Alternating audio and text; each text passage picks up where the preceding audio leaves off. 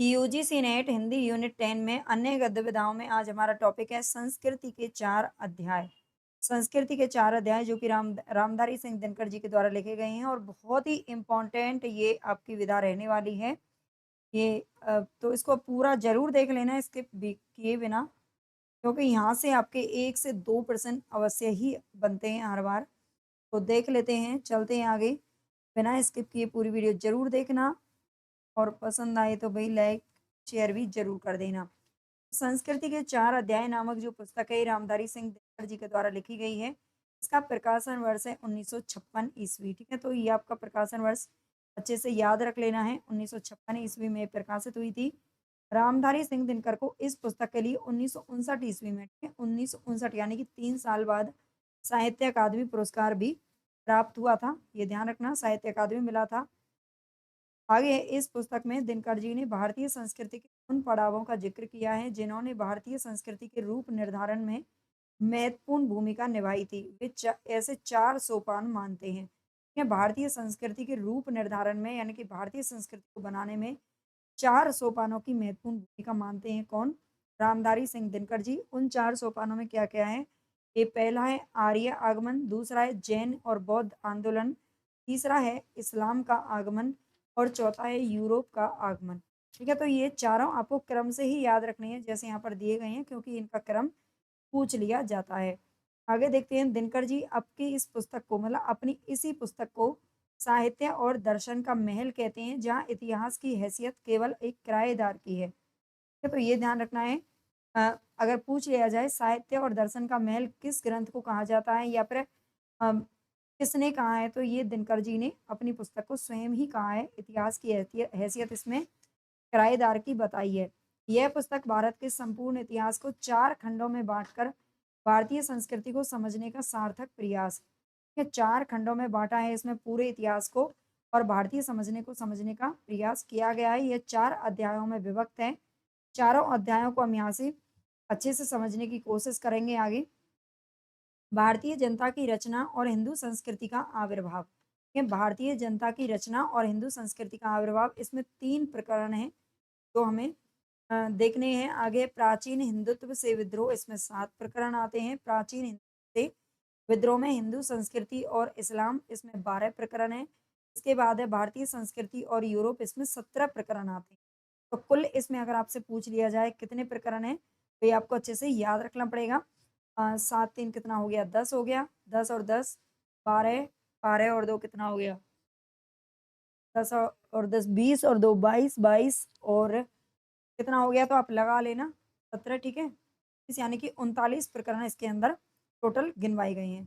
यह पुस्तक भारत के तत्कालीन राष्ट्रपति डॉक्टर राजेंद्र प्रसाद को समर्पित है एवं तत्कालीन प्रधानमंत्री पंडित जवाहरलाल नेहरू ने इसकी भूमिका लिखी थी, क्योंकि 1956 ईस्वी में ये प्रकाशित हुई थी और जब ये लिखी गई थी तो उस समय जो राष्ट्रपति थे वो डॉक्टर राजेंद्र प्रसाद जी थे और उस समय के जो प्राइम मिनिस्टर थे यानी कि प्रधानमंत्री थे वो नेहरू नेहरू जी थे। ठीक है? तो पंडित जवाहरलाल नेहरू ने इसकी भूमिका लिखी थी। ये देख लेना। और डॉक्टर राजेंद्र प्रसाद ने पुस्तक ये इनको समर्पित की गई है राजेंद्र प्रसाद जी को, ये ध्यान रखना, ठीक है? और ये क्वेश्चन अभी 2025 में ही आपका पूछा भी गया है।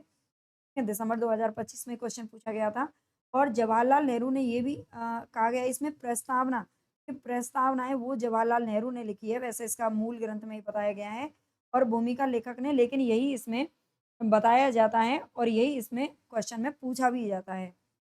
आगे इसके प्रमुख तथ्य देख लेते हैं। प्रथम अध्याय से संबंधित उद्धरण जो हैं, इस अध्याय में दिनकर जी ने आर्य आगमन के बाद विकसित आर्य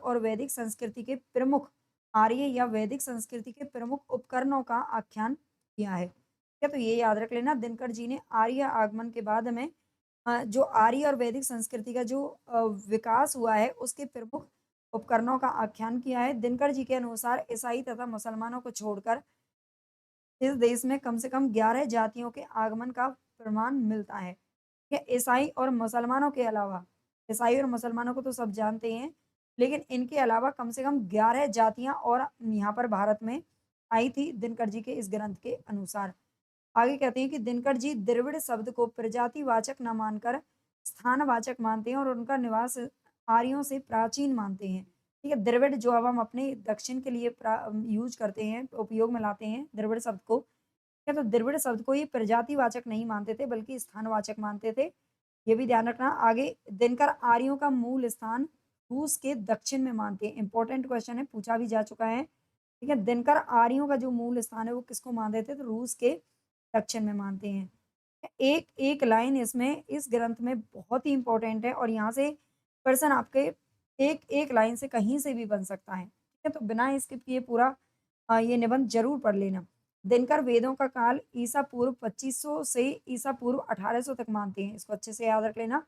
वेदों का काल, वेद हमारे 4 होते हैं, ऋग्वेद, यजुर्वेद, सामवेद और अथर्ववेद, और इनका जो काल है वो 2500 ईसा पूर्व से 1800 ईसा पूर्व माना है।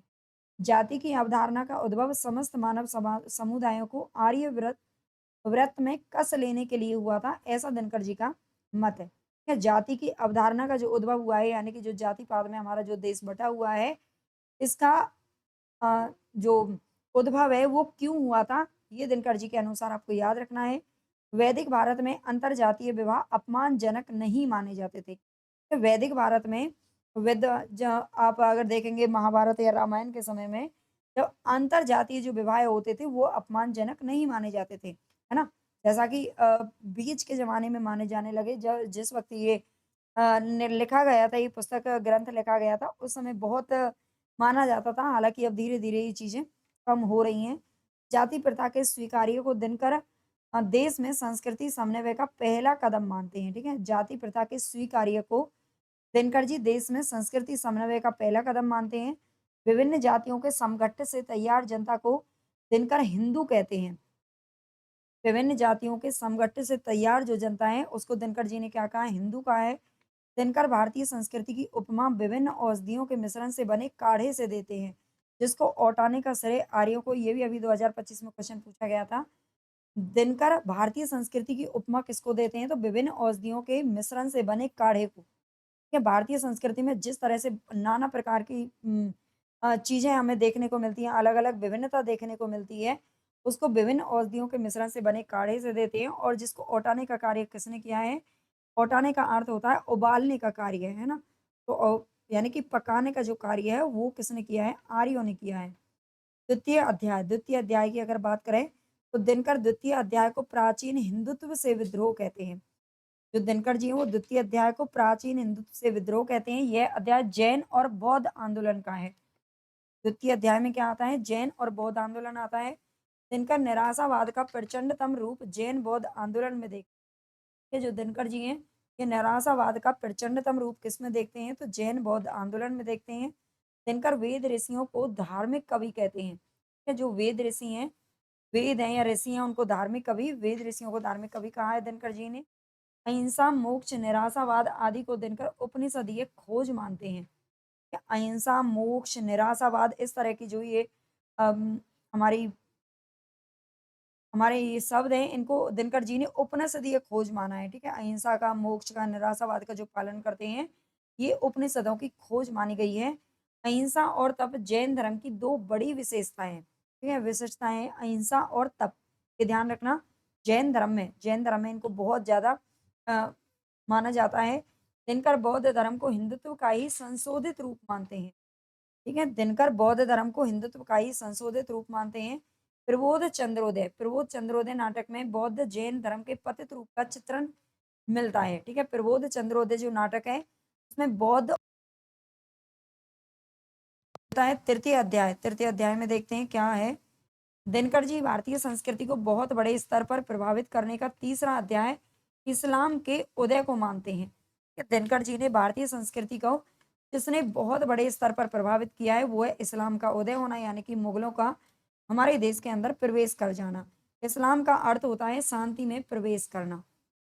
दिनकर सूफी मत पर भारतीय संस्कारों का प्रभाव मानते हैं तथा उनके अनुसार सौंदर्य से प्रेम और प्रेम से मुक्ति, ये सूफी सिद्धांतों का निचोड़ है। ठीक है? जो दिनकर जी हैं सूफी मत पर भारतीय संस्कारों का प्रभाव मानते हैं, और उनके अनुसार क्या है कि सौंदर्य से प्रेम और प्रेम से मुक्ति, यही सूफी सिद्धांतों का निचोड़ है। आगे भारत में इस्लामी शासन का जो प्रमुख कारण है, वो है देश में केंद्रीय सत्ता का अभाव होना, ये दिनकर का मत है। केंद्रीय सत्ता का अभाव था, ये आप जानते ही हैं। पहले मुगलों के आने से पहले, इस्लाम के आने से पहले, प्रवेश करने से पहले हमारा देश मतलब अलग-अलग रियासतों में बँटा हुआ था, यानी कि अलग-अलग राजा महाराजाओं के अंडर में आता था। कोई केंद्रीय सत्ता ऐसी नहीं थी जो बाहर के आक्रमण को रोक सके। सब केवल अपने-अपने ज़िले, अपने-अपने राज्य का ही देखते थे, है ना? तो इसीलिए बाहर के लोग हमारे देश में प्रवेश कर पाए। दिनकर मूर्ति पूजा के प्रति हिंदुओं की अनुरक्ति तथा मुसलमानों की घृणा को दोनों के अलगाव का कारण मानते हैं। ठीक है? मूर्ति पूजा के प्रति हिंदुओं की जो अनुरक्ति है, जो उनका आकर्षण है, और मुसलमानों की घृणा दोनों के अलगाव का कारण है। इसीलिए हिंदू और मुसलमान कभी भी एक नहीं हो सकते, दिनकर जी के अनुसार। उन्होंने उन्होंने अमीर खुसरो को राष्ट्रीयवादी मुसलमानों का अग्रणी महापुरुष कहा है, और वे खुसरो को हिंदी और उर्दू का पिता भी कहते हैं। ये सभी पॉइंट यहाँ पर इम्पोर्टेंट हैं, तो सबको अच्छे से याद रख लेना। खुसरो को हिंदी और उर्दू का पिता कहा है। अमीर खुसरो को राष्ट्रवादी मुसलमानों का अग्रणी महापुरुष भी कहा है। दिनकर जी हिंदू मुस्लिम एकता के 3 बड़े नेता मानते हैं, कबीर, अकबर और गांधी को। ये हिंदू मुस्लिम एकता के पर जिन्होंने बल दिया, वो तीनों को माना है, कबीर, अकबर और गांधी। दिनकर कबीर को सूफी कहते हैं, ठीक है? दिनकर जी ने कबीर को सूफी कहा है, हालाँकि ये संत काव्य धारा से संबंधित थे। कबीर पर वेदांत और हठ योग का पूरा प्रभाव था। वेदांत, दर्शन और हठ योग, ठीक है? नाथों का जो हठ योग था। कबीर शास्त्रों की भाषा संस्कृत की अपेक्षा लोक भाषा को महत्व देते हैं। इसी कारण दिनकर जी इनकी प्रशंसा भी करते हैं। वे तुलसी को उत्तर भारत की जनता की दृष्टि में सर्वविश्वसनीय कवि कहते हैं। ठीक, उत्तर भारत की जो जनता है, उस उनकी दृष्टि में सबसे अधिक जो विश्वसनीय कवि है वो कौन है? तुलसी है, ऐसा दिनकर जी का मत है। वे भूषण के काव्य को शुद्ध हिंदू राष्ट्रीयता का काव्य कहते हैं। मोस्ट इम्पोर्टेंट है।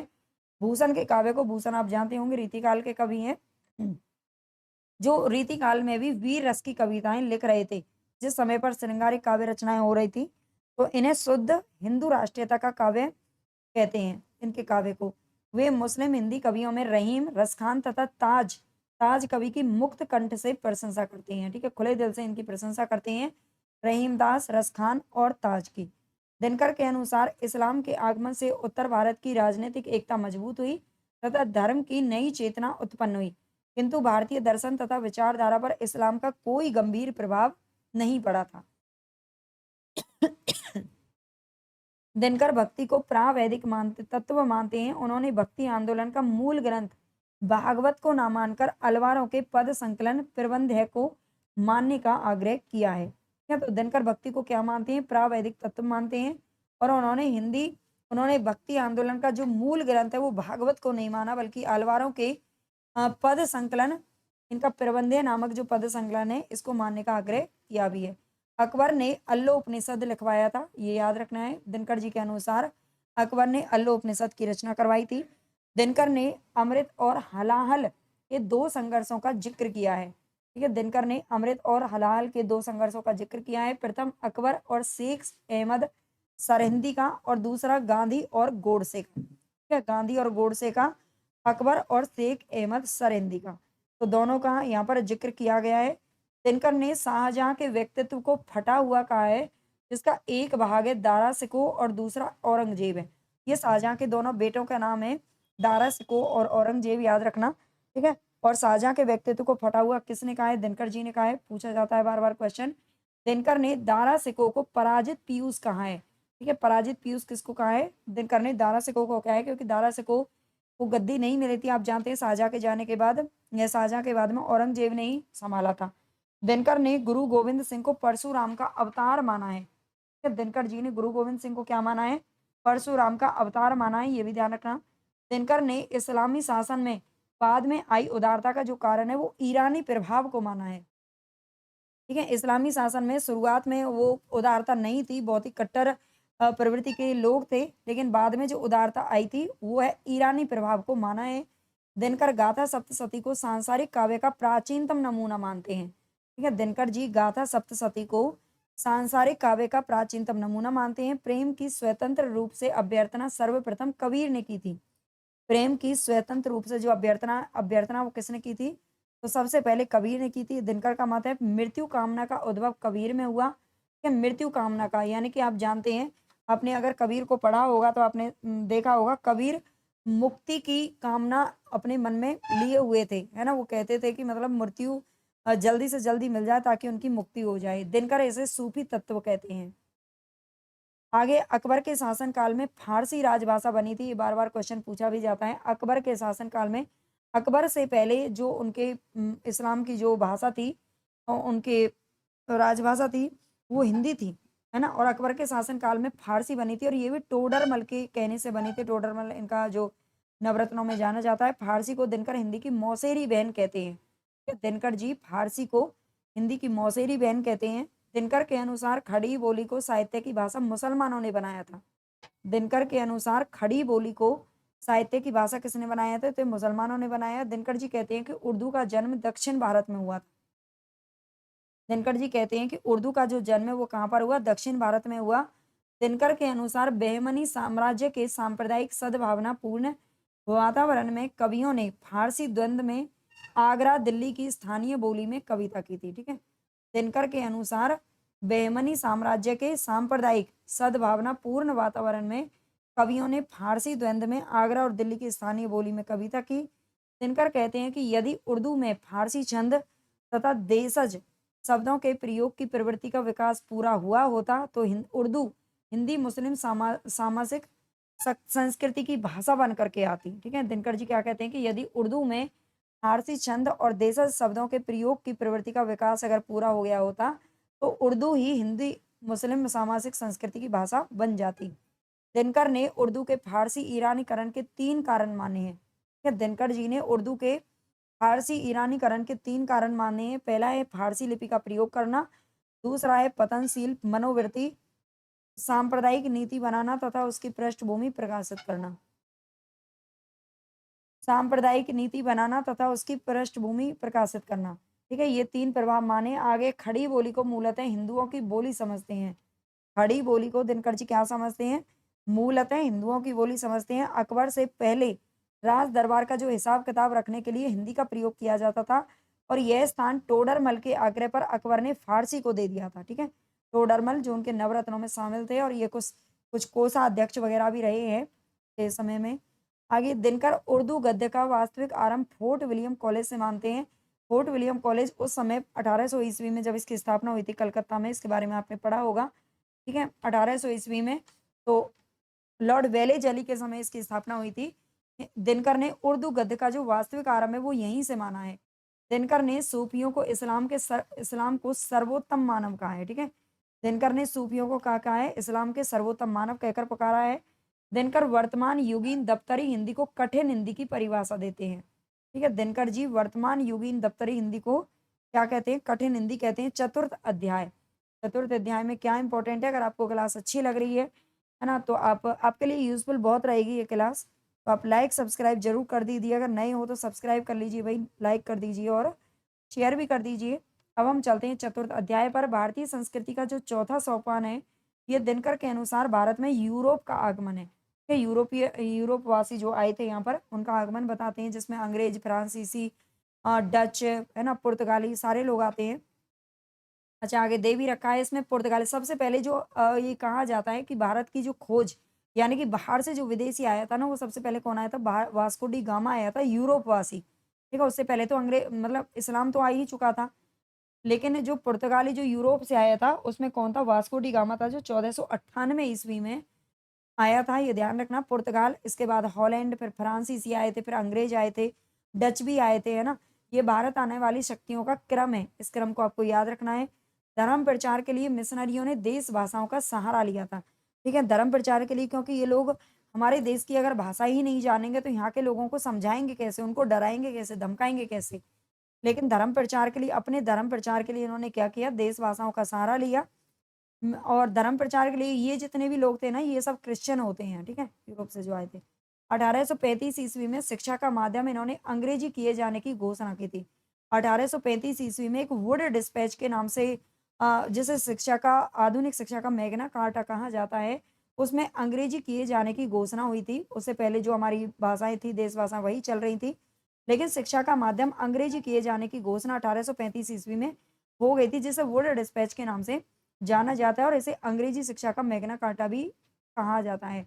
दिनकर ने कंपनी सरकार की कंपनी सरकार यानी कि ईस्ट इंडिया कंपनी जो कि अंग्रेजों की कंपनी थी, कंपनी सरकार की ढुलमुल भाषा नीति को स्थिर करने का जो श्रेय है, ये 1854 ईस्वी के।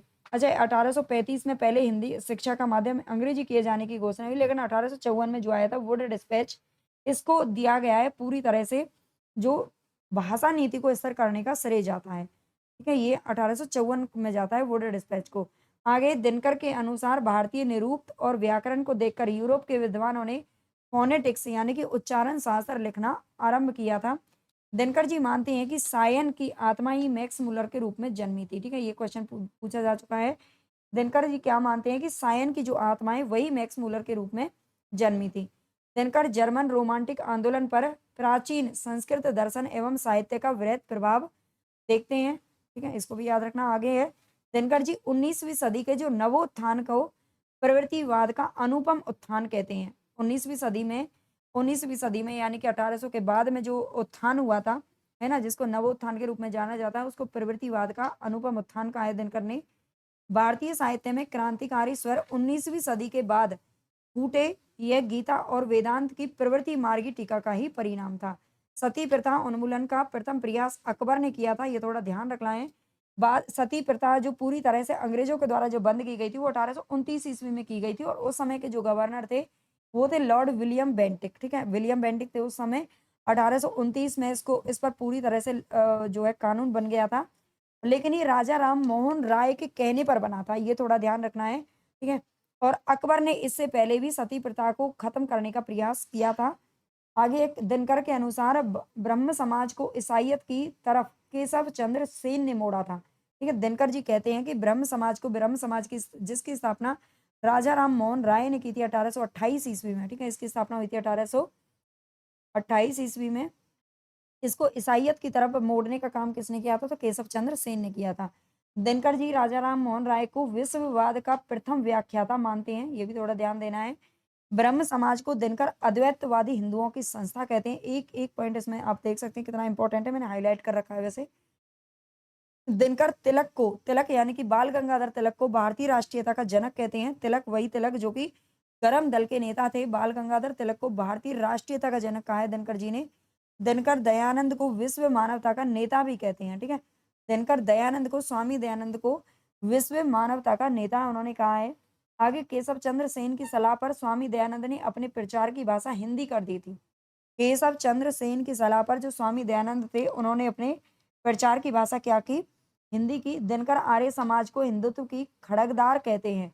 ठीक है, दिनकर जी आर्य समाज को क्या कहते हैं? तो हिंदुत्व की खड़गदार कहते हैं, याद रखना। आगे है दिनकर रामकृष्ण परमहंस को प्रकृति का प्यारा पुत्र, हिंदू धर्म की गहराई और माधुर्य की प्रतिमा तथा भारत की सनातन परंपरा का दैहिक रूप मानते हैं।